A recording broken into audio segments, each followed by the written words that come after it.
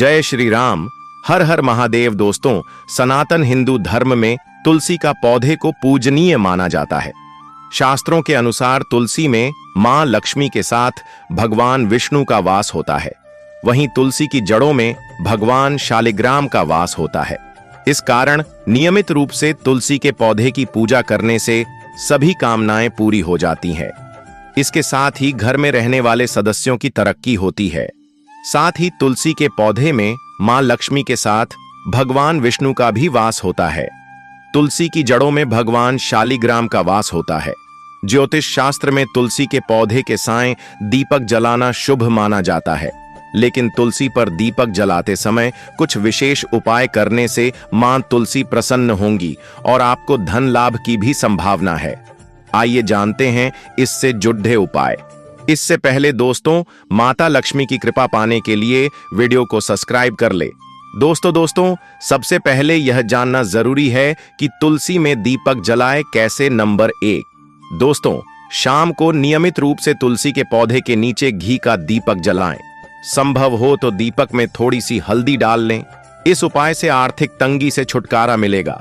शास्त्रों के अनुसार आटे के दीपक को सबसे ज्यादा शुभ और पवित्र माना जाता है। आटे का दीपक तुलसी के नीचे जलाने से मां लक्ष्मी के साथ मां अन्नपूर्णा का आशीर्वाद मिलता है। अगले दिन इस दीपक को गाय को खिला दें। इस उपाय से शुभ फल के साथ आर्थिक स्थिति भी मजबूत होगी। तुलसी पर यदि आप घी का दीपक लगा रहे हैं तो उसे लगाने से पूर्व उसमें थोड़ा सा अक्षत डालें और दिया जलाएं। इस उपाय से दरिद्रता दूर भागती है और मां लक्ष्मी प्रसन्न होती है। नंबर 2, सुबह तुलसी पूजन के बाद उसमें जल जरूर अर्पित करना चाहिए।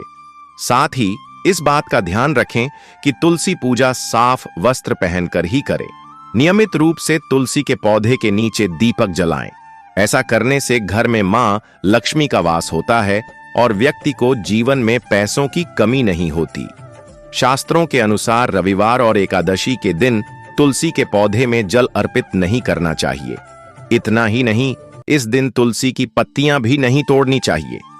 माना जाता है कि तुलसी की नियमित रूप से पूजा करने से जीवन में चल रही परेशानियों से छुटकारा मिलता है। नंबर 3, दोस्तों, ऐसा माना जाता है कि शाम के समय यानी कि सूर्यास्त के बाद तुलसी के पौधे में दीपक नहीं जलाना चाहिए।